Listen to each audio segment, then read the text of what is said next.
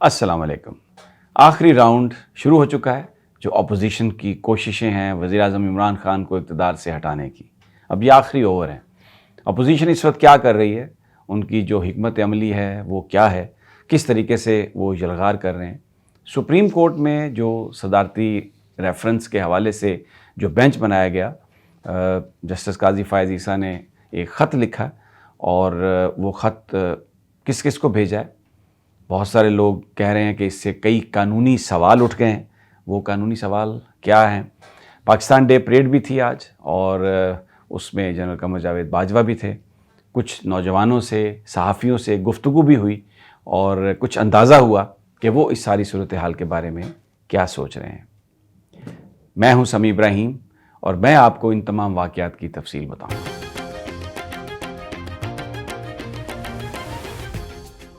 सबसे पहले ज़िक्र कर लेते हैं कि काजी फ़ायज़ ईसा जो सीनियर जज हैं सुप्रीम कोर्ट के, उन्होंने एक ख़त लिखा है चीफ़ जस्टिस ऑफ पाकिस्तान को।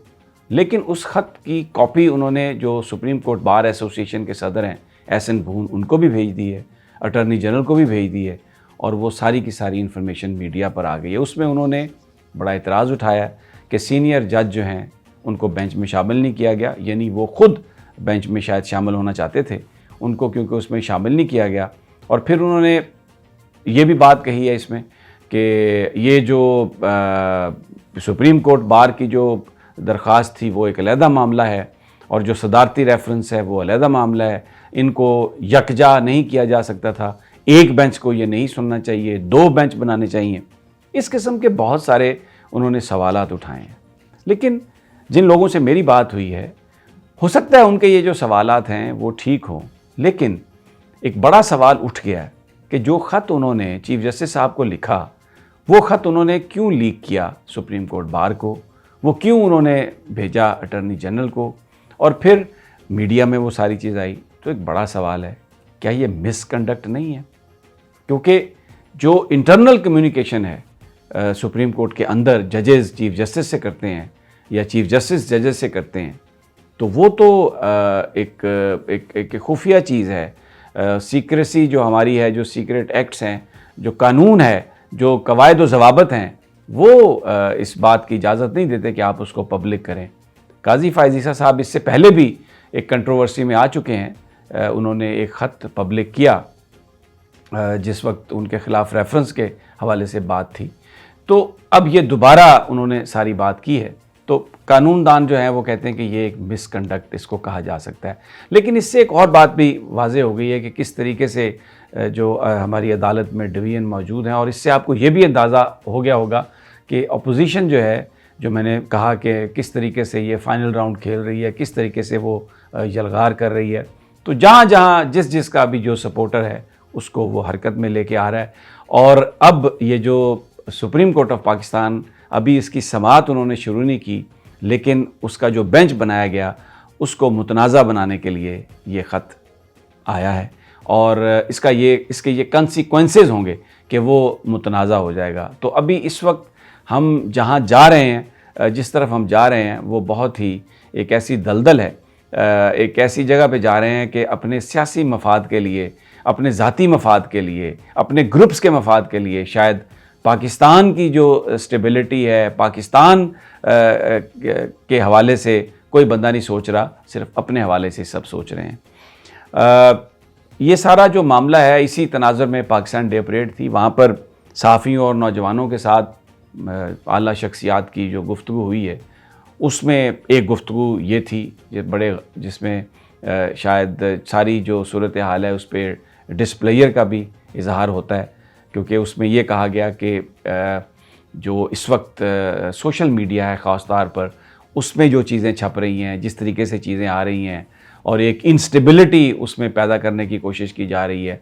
फिर जो मेन स्ट्रीम मीडिया है वहाँ पर भी टीआरपीज़ के लिए जिस तरीके से एंकर्स हजरात जो हैं या चैनल्स जो हैं वो जिस तरीके से चीज़ों को हाईलाइट करते हैं, वो को पाकिस्तान की खिदमत नहीं, एग्जैजरेट करते हैं अपने टीआरपी बढ़ाने के लिए, अपनी रेटिंग बढ़ाने के लिए, और नुकसान पाकिस्तान को होता है।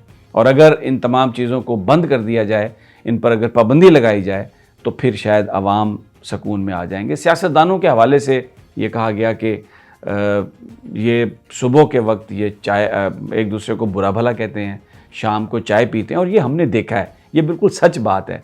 आप ये देख लें, आज से 1 साल पहले पीडीएम के जो लोग हैं वो क्या एक दूसरे के बारे में कह रहे थे, नून लीग के जो कायदीन हैं वो क्या कह रहे थे आसिफ अली जरदारी साहब के हवाले से, बिलावल भुट्टो नवाज शरीफ साहब के हवाले से क्या बात कर रहे थे, मौलाना फजलुर रहमान ने नवाज शरीफ के हवाले से क्या बात की थी, जरदारी साहब के हवाले से क्या बात की थी। लेकिन फिर वो आप देखें पीडीएम बना, टूटा, अब फिर अपोजिशन के लोग इकट्ठे हैं। तो ये शायद इसकी तरफ एक ये बिल्कुल सही इशारा था कि जो लोग एक दूसरे को गालियां निकालते हैं, शाम को चाय पीते हैं, और फिर लोगों पर जो एक रिस्पॉन्सिबिलिटी है उसका भी जिक्र हुआ कि अगर आप वोट सही लोगों को देंगे और फिर वो लोग आके डिलीवर करेंगे। अगर आप एक बंदे को वोट देते हैं, वो डिलीवर नहीं करता, और फिर इलेक्शन होता है, आप फिर उसी जमात को, उन्हीं लोगों को वोट दे देते हैं, और फिर 4-5 साल के बाद दोबारा इलेक्शन होता है तो फिर आप एक जमात को वोट दे देते हैं जिसको पहले आपने आजमा चुका है, जो आजमाया जा चुका है, जिन्होंने डिलीवर नहीं किया। तो फिर तब्दीली कैसे आएगी? ये बिल्कुल जेन्युइन बातें हैं, ये ऐसी बातें हैं जैसे कोई अपने दिल से बात कर रहा हो।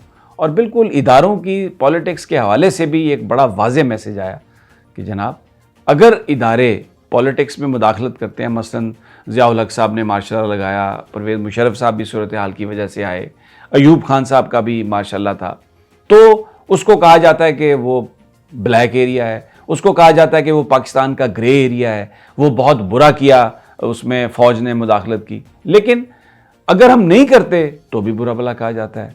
तो किस तरफ जो हैं वो जाएं? बेसिकली मकसद ये था कि खुदा के लिए छोड़ दें इदारों को। और मैं आपको बताऊं, ये पूरे पाकिस्तानियों के दिल की आवाज़ है कि आप जो इदारे हैं, ख़ास तौर पर जो हमारी सिक्योरिटी के इदारे हैं, आप उनको मलाइन ना करें। हमने देखा कि नून लीग के जो जलसे थे उसमें नवाज शरीफ साहब क्या कहते थे, गुजरांवाला में क्या कहा उन्होंने, मरियम नवाज साहबा ने क्या कहा, जर्नैलों के नाम ले के उन्होंने न जाने वो क्या कुछ कहते रहे, जनरल फैज़ का नाम लिया, जनरल कमर जावेद बाजवा का नाम लिया, और कि ये लोग हैं, इन्होंने हमें निकाला है, और फिर मीडिया ने उस लिहाज से खबरें लगाई सारी की सारी। तो ये एक बड़ी इम्पॉर्टेंट वहाँ पर डेवलपमेंट थी, बड़े यानी जो इस गुफ्तगू डेफिनेटली मैं ये समझता हूँ, मेरा अपना ज़ाती ख्याल ये है कि ये सेंटिमेंट पब्लिक करना चाह रहे थे जो कंसर्न या जो रिलेटेड लोग हैं, ताकि कौम को ये पता चल सके कि व्हाट दे वांट। ऑपोजिशन इसको इस तरीके से ले रही है कि जी अगर वो कोई इदारा ये कहता है कि अब हम सियासत में नहीं हैं तो इसका मतलब ये है कि वो इमरान खान का साथ छोड़ चुके हैं, क्योंकि इससे पहले वो उसके साथ थे। लेकिन दर हकीकत गौर से अगर आप ये सारी गुफ्तगू देखें तो उसमें उन्होंने कतई तौर पर ये जो कुछ भी हो रहा है, अपोजिशन एक तासुर देने की कोशिश कर रही है कि जनाब हमारी तो तय बात होगी बाजवा साहब से, हम तो जनाब बिल्कुल अब हुकूमत बना रहे हैं और ये ऐसे होगा, और बिल्कुल फ़ौज ने हमारे साथ मामला तय किए हैं। तो आज उस प्रोपेगेंडे की टोटल निगेशन आज की गई है कि हमारा इन चीज़ों से कोई ताल्लुक़ नहीं है। ये सियासतदान अपने मसाइल खुद निपटाएं और ख़ुद फ़ैसला करें, क्या उन्होंने फ़ैसला करना है ये उन्हीं का मामला है। हम इस मामले में बिल्कुल पढ़ने वाले नहीं हैं। बहुत क्लैरिटी के साथ ये बात आई आज। वज़ीर आज़म साहब क्या सोच रहे हैं, मैंने आपको बताया था कि जलसा बहुत बड़ा होने वाला है, जो ख़बरें आ रही हैं बहुत बड़ा जलसा होने वाला है, परेड ग्राउंड पे जलसा होगा। और वज़ीर आज़म इमरान खान अपनी सारी ऑप्शंस उन्होंने देखी हैं, और जो उनके करीबी ज़राए हैं वो ये बताते हैं कि वज़ीर आज़म ने ये फ़ैसला कर चुके हैं कि मैं किसी से ब्लैकमेल नहीं होऊंगा, मैं पाकिस्तान के मफाद के लिए जो बात कर रहा हूँ वो मैं करता रहूँगा।